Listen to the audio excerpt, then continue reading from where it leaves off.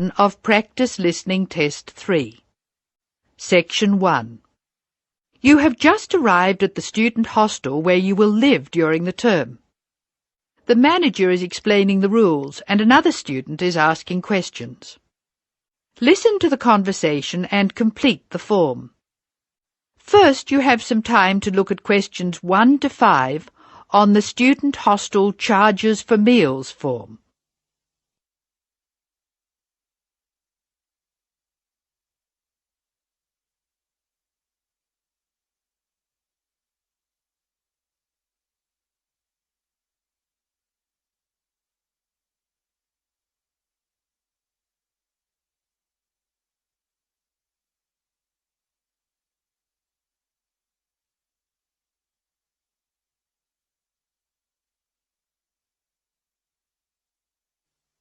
You will see that there is an example which has been done for you. The conversation relating to this will be played first. Excuse me, I want to ask you about the charges for meals. Are they the same as they were last year? No, I'm afraid they're not. We've managed to keep most of them the same, but we've had to increase the charge for breakfast. How much is it now? It's $2.50. It used to be $2. I see. What about lunch? It's unchanged, still $3. Breakfast costs $2.50, so the change has been written in. Lunch still costs $3, so the information has been ticked. Now we shall begin. You should answer the questions as you listen, because you will not hear the recording a second time. Now listen carefully and answer questions 1 to 5. Excuse me, I want to ask you about the charges for meals. Are they the same as they were last year? No, I'm afraid they're not.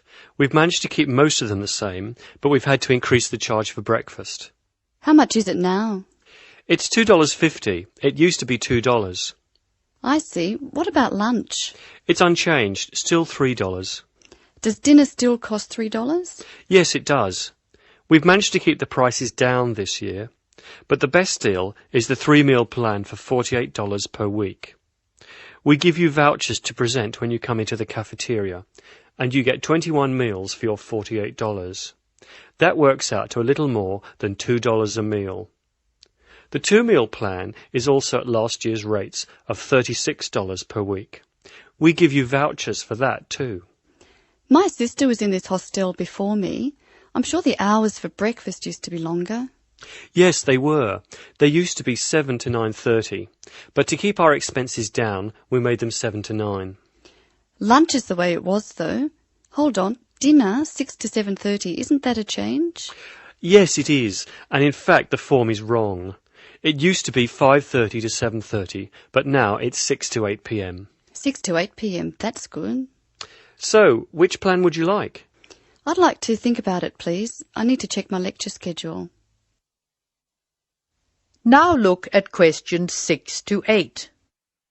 Listen to the conversation between the student and the manager and match the places in questions 6 to 8 to the appropriate letters A to F on the map.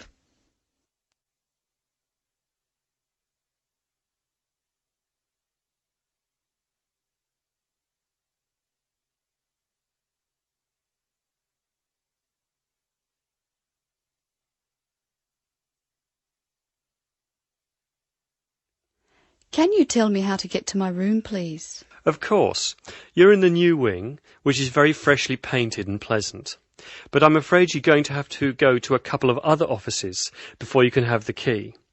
You're in the admissions office now. Leave this office and turn right and go to the end of the hall. The last office is the fees office, where you can pay the balance of your room deposit. They'll give you a receipt. Okay. After you've been to the fees office, come back past admissions. You'll see a very large room at the northwestern corner of the building. You can't miss it. That's the student lounge, and if you go in there, you can meet some of the other students and see who'll have a room near you. That's good. Can I get a cup of coffee there? Yes, there's a vending machine in the corner. Then go to the key room, which is opposite the lift and next to the library. Show them your receipt and you can pick up your key there. My luggage was sent on ahead. Do you know where I should collect it? The box room is next to the women's toilet. You'll have to get the key from the key room. Thank you. That is the end of section 1. You will now have some time to check your answers.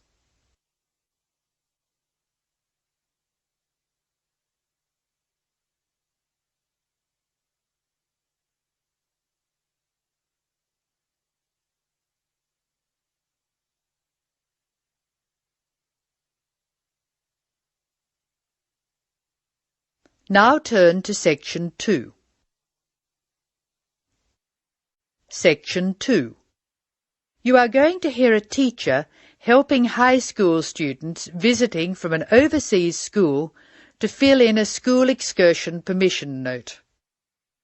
First look at questions 9 to 16.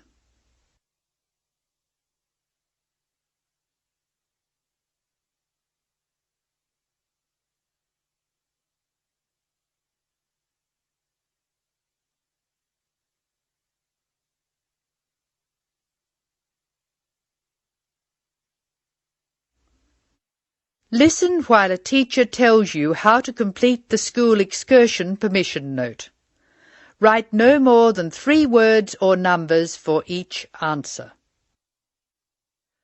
Good morning, students. My name is Mrs. Brown, and I'm in charge of the school excursion next week. Please take out your school excursion permission note so you can fill it in. For insurance purposes, this note must be signed by your guardian or the group leader. First of all, fill in the name of your class. Everyone here is in 3A, aren't they? So write 3A where it says class. We're going to the Blue Mountains, which is great. So this is the school excursion to the Blue Mountains. The day we leave is Monday. That's Monday, June 10. We are travelling by bus all the way, so we don't have to worry about changing trains or anything like that. The bus will leave from the front gate at 8 a.m. I know we usually use the side gate, but because of the roadworks we will be using the front gate when we leave. However, when we return, the roadwork will be complete, so we'll use the side gate. We expect to be back at 6 p.m. It's going to be a lovely day. Your teachers will give you tasks to do when we arrive. We'll provide fruit and fruit juice on the bus, but you must bring your own lunch. While we're on the excursion, we'll be moving around a lot in some fairly rough country. Be very careful to wear strong shoes. It's very important that you look after your feet very well. Now, does anyone have any questions they want to ask? Now look at questions 17 to 19.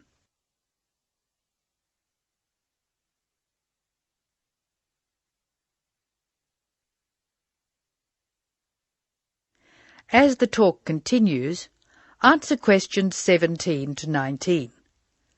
Write no more than 3 words or numbers for each answer. No questions? OK. I'd just like to fill in a few more details. The bus should arrive in the Blue Mountains at 11 a.m. We'll have time to do the first of our tasks before lunch. The bus is not a new one, but it does carry one piece of special equipment, a first aid kit. I certainly hope we won't have to use it, but it's nice to know it's there, in case we have a medical emergency. The other class on this excursion is 3B, so I know it'll be a good day. The last time 3A and 3B went out together was a thoroughly successful excursion. That is the end of section 2. You will now have some time to check your answers.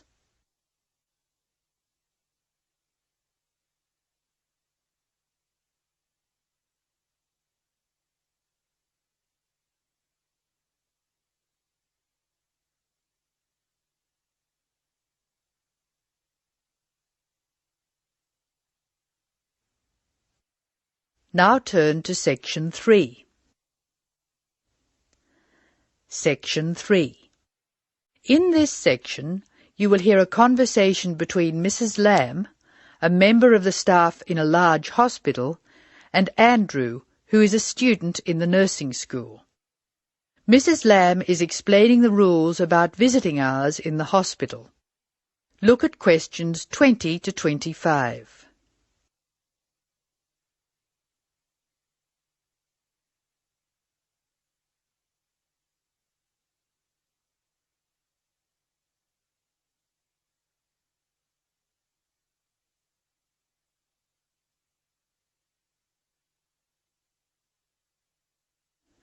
Listen to the first part of the conversation and answer questions 20 to 22. Complete the table showing when visitors may go to the different parts of the hospital. Hello, Andrew. I believe you want to know about visiting hours. Yes, I do, Mrs. Lamb. I have to fill this form out, and I'd like to have some idea why the different parts of the hospital have different times for visiting. I see. Well, let's start with an obvious one. Intensive care. People in intensive care are very sick indeed, and for that reason, we say that visitors can come between 6 a.m. and midnight. I can understand that. At the other end of the scale, our maternity patients are usually quite well, but we restrict their visiting hours from 8 a.m. to 8 p.m. We find they get very tired if we permit visitors all the time. I see. What about the surgical wards? The doctors prefer to do their rounds early in surgical, so visiting hours are 9 a.m. to 9 p.m. Surgical patients are often on very heavy painkillers, and they aren't really very good company for their visitors. But surely the visitors come to cheer up the patient, not the other way round. Of course. And often the visitors are able to help the patient a lot. That's why we allow visitors all day, the full 24 hours in the emergency ward. They help comfort the patient while they're waiting to be diagnosed. In the second part of the discussion, Andrew will ask Mrs. Lamb about the people who are allowed to visit patients. Look at questions 23 to 25 first.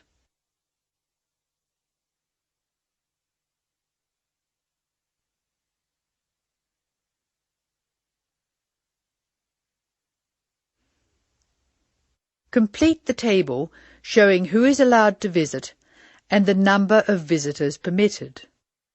Use the letter A to show that adults may visit, E to show that everyone may visit, and I to show that only immediate family may visit. Of course, it's not just everyone who can visit a sick patient. People in intensive care can only be visited by their immediate family. What's more, we only allow 2 people in at any time. We let children of the immediate family in to visit people in intensive care, but we don't like to do it.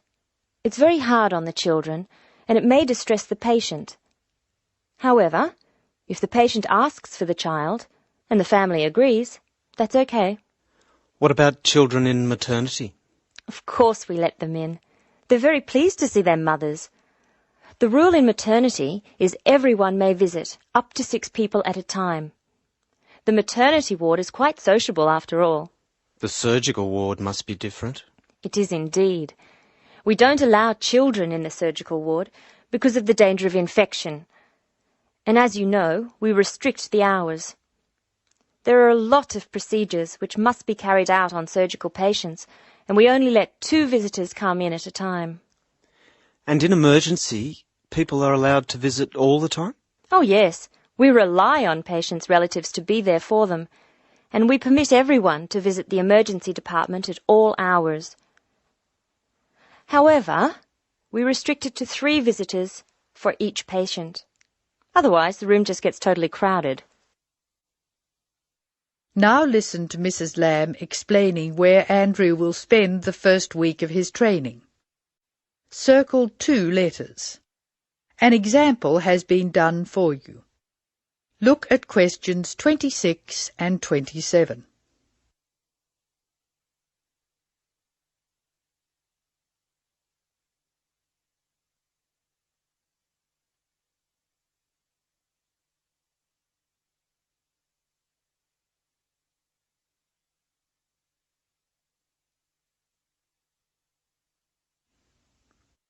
Circle 2 letters in each answer. Now I have your schedule for the next week's observation sessions. Are you ready? Yes. Where do I start? On Monday, you'll be in male surgical in the morning and in female surgical in the afternoon. You'll be following Dr. Shea on her rounds. Thank you. And on Tuesday? On Tuesday, you'll be with Dr. Thomas in the morning and Dr. Robertson in the afternoon. No, that can't be right. You're with Dr. Thomas in the afternoon and Dr. Robertson in the morning. Do I ever get to see Dr. Kim? Yes, you'll be with Dr. Kim on Thursday and Friday. She'll take you through the children's ward and through our new teenage ward for 12 to 15-year-olds. Great. I've read a lot about that new ward. Will I see the schoolroom? Maybe another time. Now look at questions 28 to 30.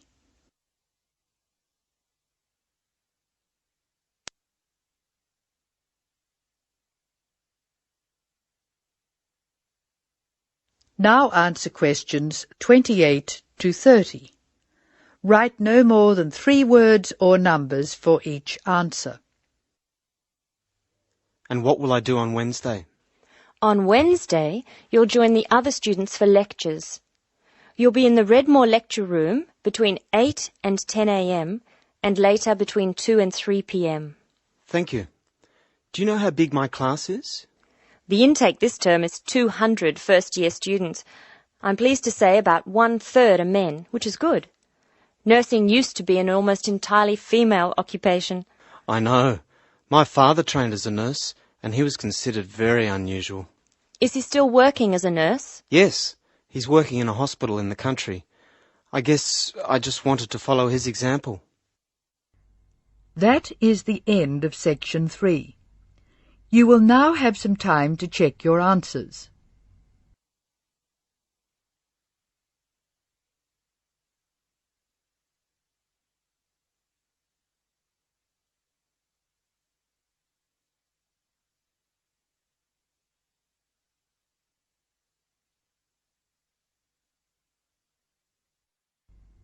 Now turn to section 4. Section 4. You will hear an extract from an introductory talk given to a group of students who have just entered a university residential college. The speaker is the principal of the college. Listen to what the speaker says and answer questions 31 to 37. First, you have some time to look at questions 31 to 37.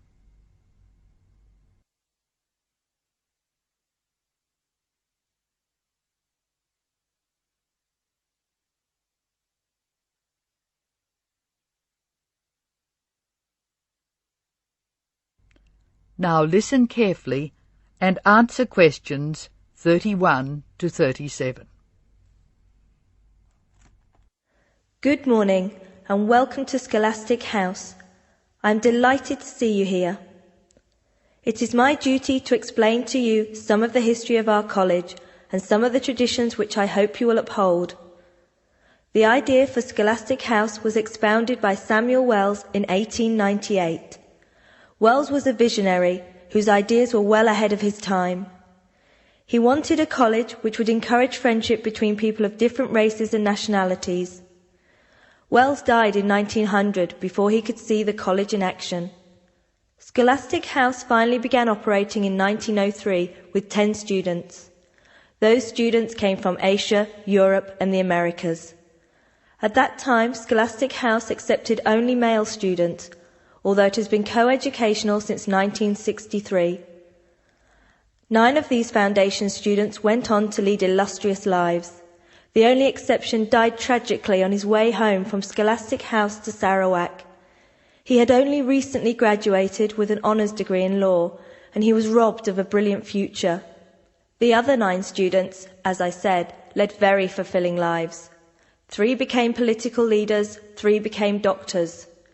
Perhaps the most famous graduate became a university teacher and was responsible for the introduction of modern teaching training methods in his country. Two of the original group became senior engineers and went on to deeply influence the way the water systems of their country were exploited. The college ran into hard times during the period of the Great War, 1914 to 1918, when the charter of the college was interpreted to mean that neither students nor staff could take part in the war effort. Many people felt that this indicated a lack of national spirit, and the walls of the college were frequently marked with graffiti. Meantime, outside the college, tens of thousands of young men went away to fight in Europe, never to return. The college was building a reputation for learning and for tolerance of opposing views. Scholastic House debate and discussion nights were open to the public in 1927 and have been available to anyone who wishes to attend ever since. It is a proud tradition of the college that any view may be expressed, provided that it can be defended intellectually. Over the years, topics which were controversial at the time have been discussed and debated. Now look at questions 38 to 40.